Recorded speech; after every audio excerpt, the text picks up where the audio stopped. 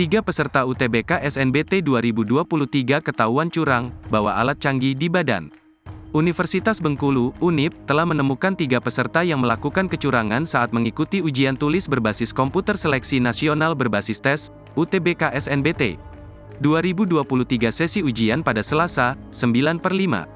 Ketiga peserta tersebut berinisial RA, RM dan YD yang mengikuti seleksi masuk program studi kedokteran dengan universitas ternama di tanah air. Humas Panlok Universitas Bengkulu Yar Johan mengatakan, 3 peserta laki-laki tersebut berasal dari luar Provinsi Bengkulu, yaitu RA dengan Universitas Tujuan yakni Universitas 11 Maret dan Universitas Jenderal Sudirman. Kemudian MR tujuan Universitas Airlangga dan Universitas 11 Maret. Sedangkan untuk YD hanya memilih satu universitas yakni Universitas Diponegoro. Modus yang dilakukan adalah dengan menggunakan handphone yang ditempelkan di dada dengan menggunakan lakban dan ditutup dengan kaos hitam yang diberi celah, untuk kamera handphone mengarah ke layar komputer. Serta menggunakan headset di telinga.